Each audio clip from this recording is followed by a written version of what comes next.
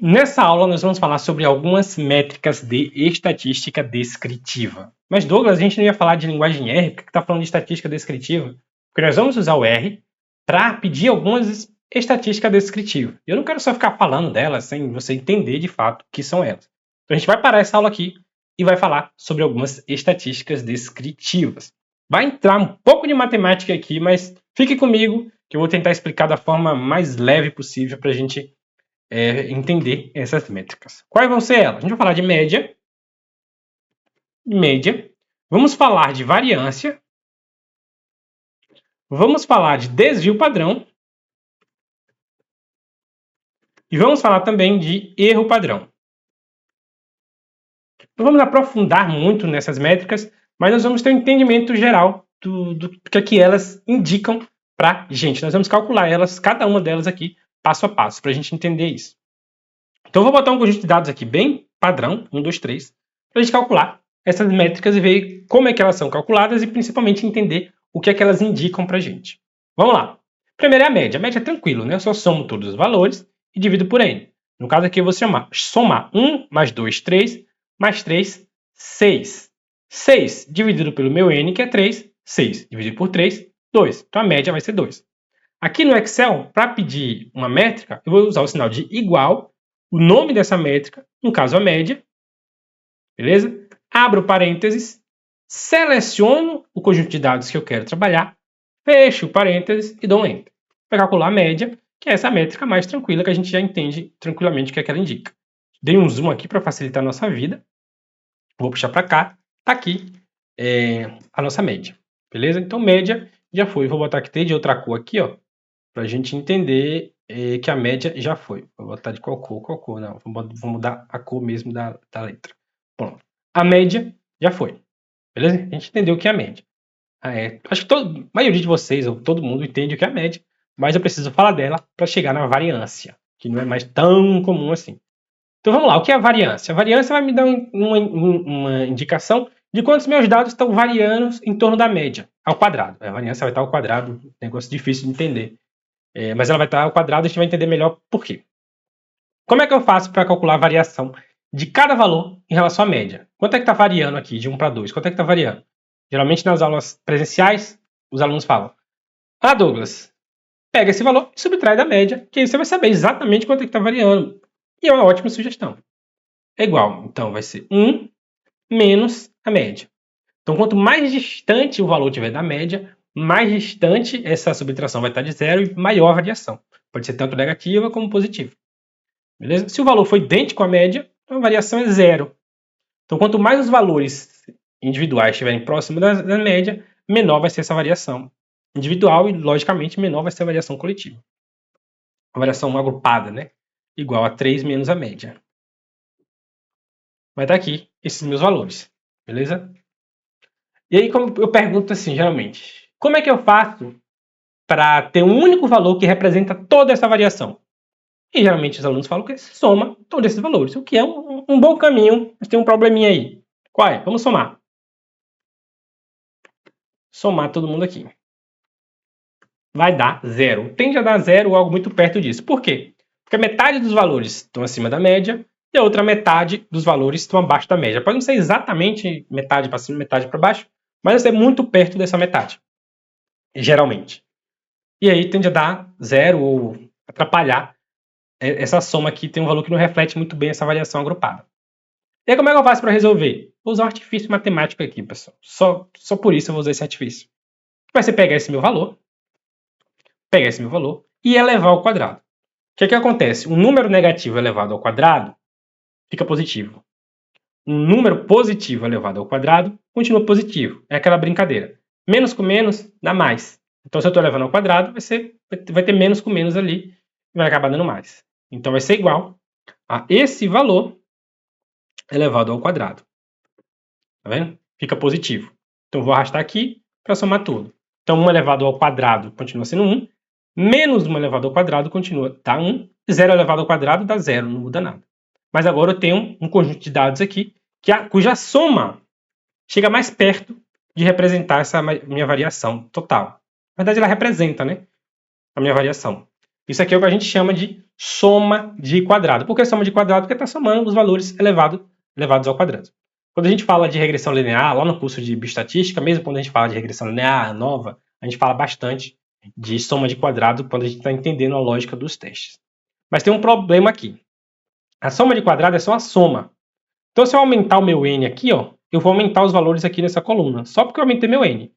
Então, a soma de quadrado ela é muito suscetível ao meu n. Então, se eu tenho um n que é muito grande, a soma de quadrado vai inflar muito, o que torna ela pouco informativa para a gente. Então, o que é que eu posso fazer para deixar essa soma de quadrado mais uma variável com mais compara... Não sei se essa palavra existe, né? Com mais possibilidade de comparação entre os meus estudos, uma variável que mais informativa. Eu posso pegar esse meu valor e dividir por n. Assim eu tenho a variação média de cada valor em relação à média. Só que aí tem uma questão.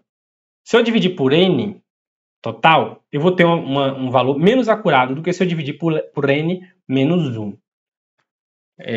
Isso porque os grandes estatísticos fizeram simulações, chegaram a essa conclusão que se eu dividir por n menos 1, eu tenho um valor mais acurado. Isso tem a ver com grau de liberdade. A gente não vai entrar muito nessa discussão de grau de liberdade, que vai fugir muito do nosso tópico aqui, que é falar de R, mas ele tem a ver com a quantidade de métricas que eu calculo. Então, toda vez que eu calculo uma métrica, no caso aqui foi a média, eu perco um grau de liberdade. Então, nosso grau de liberdade aqui vai ser n menos 1. Nesse caso aqui vai ser 2. Então, tem a ver com essa questão de grau de liberdade. Então, eu vou subtrair aqui por n menos 1. Então, vai ser 2 dividido por 2. Então, ó, só para a gente não se perder, eu vou escrever aqui. Isso aqui é a variância. Ou melhor, isso aqui é a soma de quadrado. É a soma de quadrado. Beleza? Isso aqui é a soma de quadrado. Se eu quiser pegar a variância, eu vou pegar isso aqui e dividir por n menos 1. Vai ser 2 dividido por 2. Que vai dar 1. Então, aqui eu tenho a minha variância. Só que eu falei para vocês que a variância está ao quadrado, né? Por quê? Porque aqui está ao quadrado. Eu levei todo mundo ao quadrado. Aqui eu estou brincando só com valores de 1, então não muda muito. Porque por uma questão didática, a gente está trabalhando aqui com 1. Mas se tivesse outros valores, vocês veem que quando eu levo ao quadrado, muda muito. Então a variância está ao quadrado. Esse valor aqui está ao quadrado.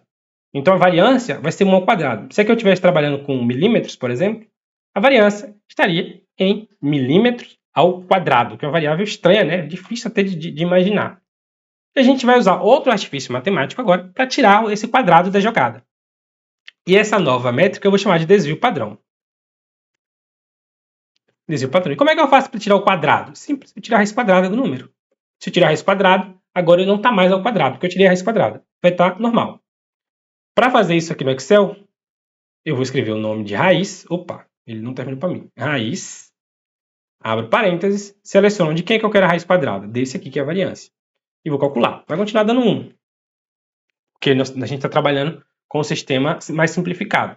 Mas no seu conjunto de dados, com uma variação natural, vai dar uma grande diferença. Geralmente dá bastante diferença do desvio padrão para a variância. Mas o importante aqui é a gente entender a lógica dessas métricas. Então aqui eu tenho um desvio padrão, que é 1 nesse caso.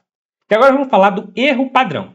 O erro padrão está mais ligado com a minha população. Eu estou mais interessado em investigar a minha população como um todo.